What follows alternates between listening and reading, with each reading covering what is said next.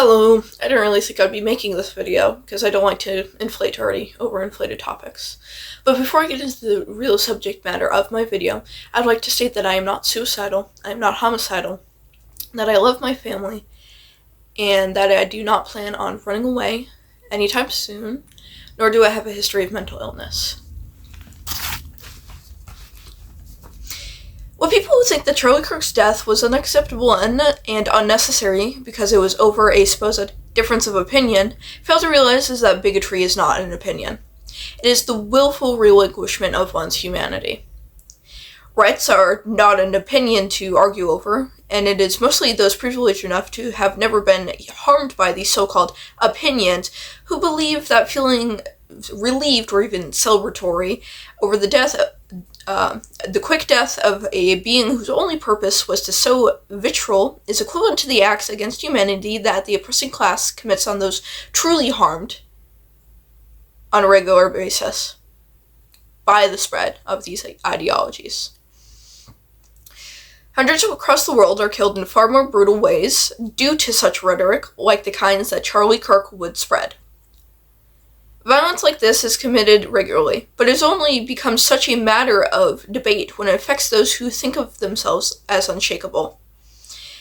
Kirk was an incredibly smug and self-righteous man who thought, like many of the unearningly privileged do, that consequence could not touch him from so far below. The fact that Kirk had a family, as all must have in order to exist, does not absolve him of the fact of his inhumanity. Petty fallacies such as these have allured even those that this man and his supporters would execute if it meant no legal repercussions to his side. This form of martyrdom is not the kind that will push society onwards to a better place, but rather pulls us back into a past where the overprivileged and oppressive are forgiven too quickly, so that only the slightly less oppressed, only the slightly less privileged, the easily manipulated and unaffected part of the public feel good about where they stand on the moral high ground. The switch up from mass advocacy to building a better world to the mass apology over a neo-Nazi who wouldn't spit on a man of flame over his skin color has given many class-aware and underprivileged individuals major whiplash as we realize that to those who must become affected in order for change to occur will never feel the effects of what is felt by us on the daily. Seeing people killed for their beliefs is not new. But so rarely is it those privileged individuals who advocate for division and hatred rather than those who are commonly killed for the opposite. Neither is it so in the faces of the masses as was Kirk's death.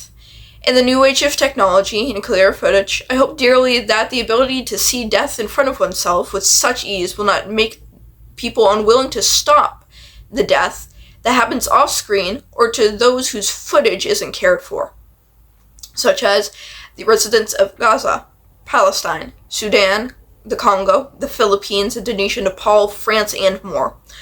One oppressed people leads to another. The powerful will shrink their already minuscule group until it is practically no one if they remain unhindered. In the end, the deaths of the oppressing class are, in fact, more necessary than the masses seem to realize. If history had been as kind to its dictators, authoritarians, and tyrants as they had been to it, society as a whole would not be stooping to the lows that it is now. Revolution cannot be, nor has ever been, won solely with pretty pleases. Most have made it to the halfway point of enjoying the aesthetics of revolution, but do not realize that these efforts are also necessary. It is for the reason that the oppressing class knows and does not want the oppressed class to realize that they have divided us, and banding up together to overthrow our rulers is the only way to create a true fix to so many of our sufferings. It is for this same reason why in our history classes,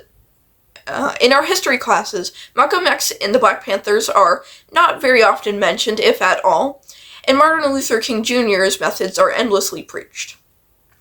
In the end, I must recognize and reiterate that many of these ideas are ones that come from those with increasingly less privilege than I. Today, in this speech, I stand on the shoulders of unknown giants. Giant piles of executed black, brown, Asian, indigenous, poor, homeless, female, intersex, genderqueer, queer, Jewish, Muslim, Christian, pagan, and many other types of folks. So please, if you've been to this point, I doubt that you were the one who needed to hear it. But I digress. Sit down and talk to somebody new. Discuss these thoughts with your phone in another room. Open your heart and mind to others who may be different from you. Love and let love. And remember that only the wicked mourn the wicked.